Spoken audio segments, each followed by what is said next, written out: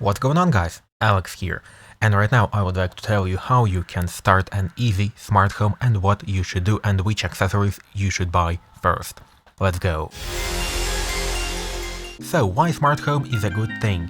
First things first, and that's convenience. It's very convenient for you to control all of your devices from your smartphone, even despite the fact that you can be lots of miles away from your home. You can still control your lighting, you can still control your cameras, you can still control your plugs. That's very convenient, that's very nice. Second thing, which also follows out of the first thing, and that's security. Security is very important, and you can control, as I said before, your cameras, your plugs, etc.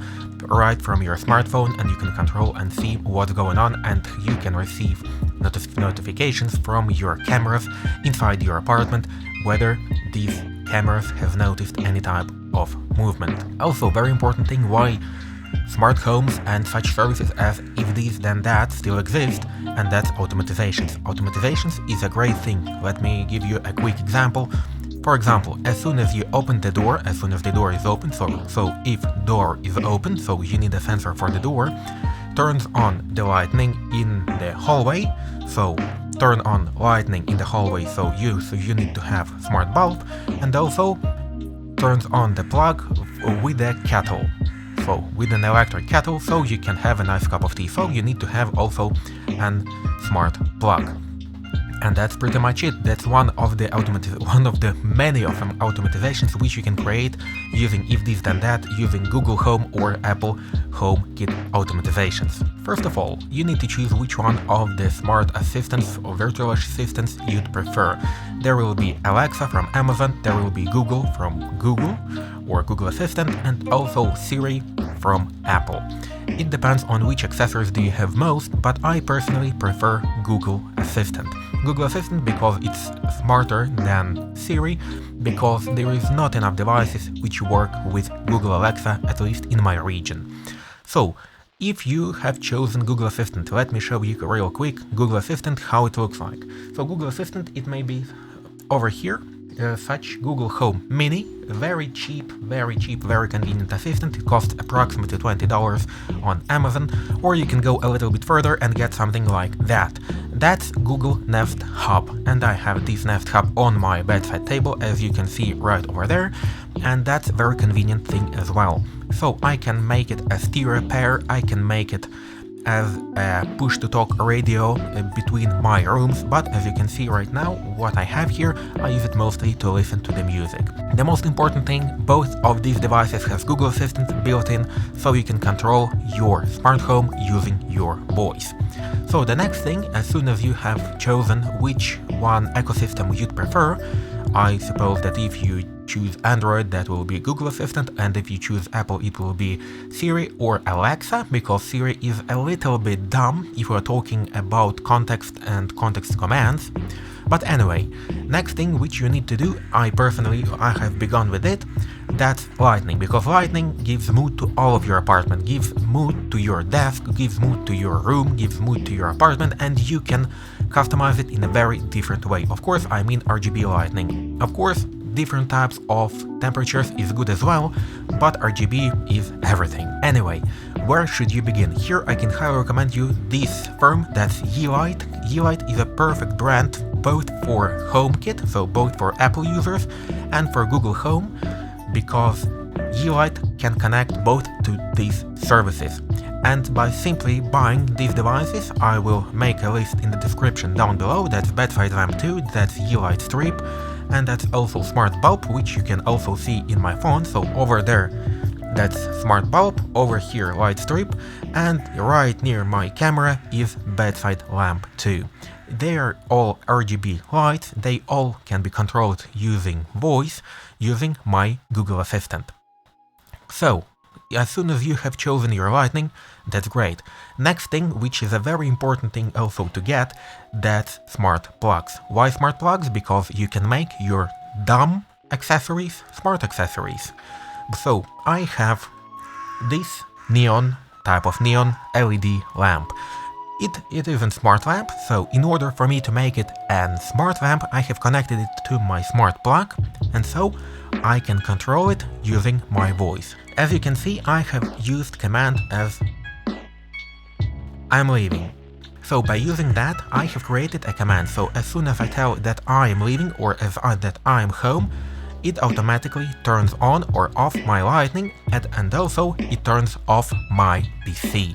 Anyway, next thing, which I highly recommend for you to buy if you live in an apartment and you are a little bit concerned about your security, that's adding a security camera. Adding a security camera, a Wi-Fi camera or a Bluetooth camera or any other type of camera, it will be very helpful for you to control your room and also to control your automatizations, because at most these cameras have also motion detection, and so as soon as they have noticed the motion, you can make an automatization for the lightning to turn on. Very convenient, very nice, and it makes your life a little bit simpler. And so right now let's check out how the software looks like. So let me quickly type Alexa over here, and here you see the program, computer controller from Google Assistant or Amazon Alexa. How you can download it? You go to Microsoft Store and you simply type here Alexa control. And after it debugs, over here you have computer controller from Google Assistant or Amazon Alexa. It's a free software, it works perfectly, and you can set different types of scenarios here as well. I use mainly two scenarios, and that's computer shutdown or computer put to sleep. As you can see, all you need to do, you need to install Dropbox. You can have a free account there as well. Install Dropbox, set up if this and that, free software, and that's pretty much it. Also, if we are talking about smart lighting, why to choose Yeelight once again and not, for example, Philips Hue bulbs? For me personally, that was a very obvious choice, because Philips Hue requires for you to have a bridge. It requires for you to have a bridge which connects to your Wi-Fi and essentially works as a hub for your smart lighting. At the same time, Yeelight doesn't require any hub at all, so I have right here three lamps, three smart lamps, RGB lamps, and one desk lamp, also which is not RGB but simple desk lamp, and it works very seamlessly without any hub required. And right now I'm gonna make a quick look into how the smart home looks like, at least for my apartment. So first of all, we go to Yeelight application. As you can see, here I have 4 lamps. These 4 lamps are Yeelight Smart Strip. Over here, this is Smart Bulb. In my bag, bedside lamp which you cannot see, and desk lamp which you cannot see as well. Over here you can control the color, you can control the flow if you would like it to have some type of RGB-ish flowing effect. Obviously, I prefer static color, and of course you can choose an immense amount of different custom colors, as you can see right here.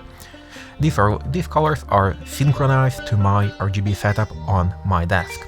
Also, at the same time, it has different types of color picker. For example, over here, as you can see, I have started the camera, and right now I can choose, let's say, this yellow color. I prefer that. It's a little bit hard to catch sometimes on the RGB keyboard. But here we have it. Something similar to this color it is. Also, of course, obviously intensity, obviously everything else. So I prefer, let's say, this one. So still go to favorites, neon yellow. Here we go. And brightness to 50%. Also, as you can see over here in the room, all of my smart lights are located in the bedroom. Also, if you're talking about scenes, here I have Netflix, Cyberpunk, First Green, morning and streaming. Why do I need this? I need it for smart home, so I need it for Google Home automatizations. So, right now, let's go to Google Home. Google Home for application available on iOS, Android as well, so let's go over here. So, as you can see over here, you can see all of my devices. Devices in the bedroom and devices linked to me. It's a duplicate of the devices from my Yeelight. I prefer them to have right over here, because if we're talking about devices in the same room, for example bedroom lights over here, I can control only all of the lights right here, or otherwise I have to long touch 4 lights, and straight after that I have to choose manually that I want to turn off bedside lamp and so on. So that's why I prefer Yeelight Strip to turn on right over here, right from this section, and the same goes to bulb. Also, as you can see, my Wi-Fi plug is over here as well, so turn off the planet, the neon lamp right over there, and I can turn it on as well. As you can see, here is my bedroom display, the Google Nest Hub, and Google Home Mini. So as you can see over here, I can control volume, I can cast my audio there, and also from the same goes to the bedroom display. Also, I can cast my screen right over there. So I use this display mainly for the purpose of watching Netflix or YouTube right in my bed.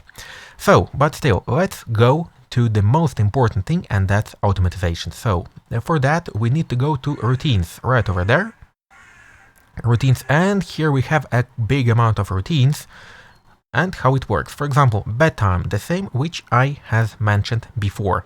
As soon as I say to my assistant bedtime or good night, it tells me about my first calendar event tomorrow, then asks when should it set alarm, adjust the lights, plugs and more, so adjust turns essentially everything off, then adjusts media volume on the speaker, because sometimes I listen to music on speaker on the max volume, so it wouldn't be horrible for me in the night to listen to everything, and I prefer it to be in another sequence. And then it goes sleep to my computer. So sleep to my computer, as I have shown before, it uses the software on my computer, it uses software if this then that, free software. Of course it has paid subscription, but it's not needed for you to use these type of actions which I have mentioned. So how you can create it?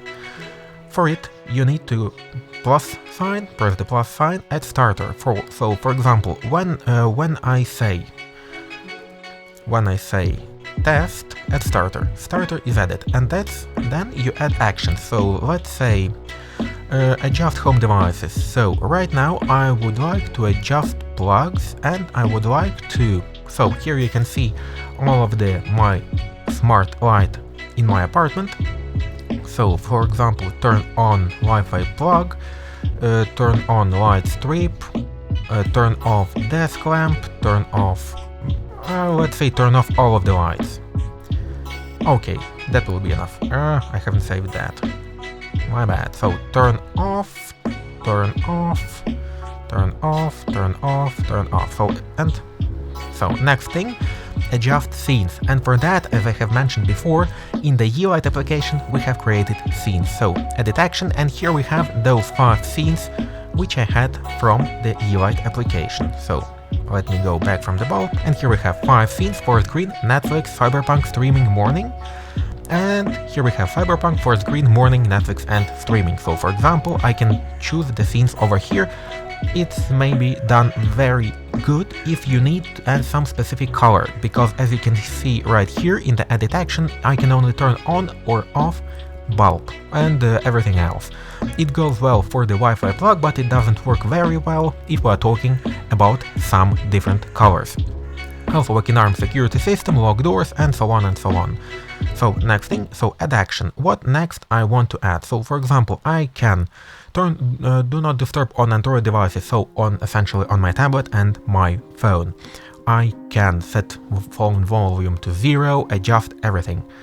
Play or control media, so I can play some specific podcast. So continue last podcast, or I can play latest episode of specific podcast. Let's say in short, my podcast. So over here, podcast done.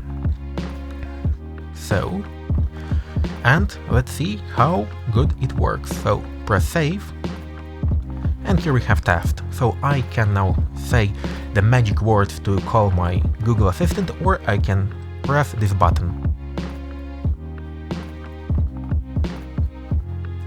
So as you can see, the lights have turned off, and play podcast. As you can see, I can open it,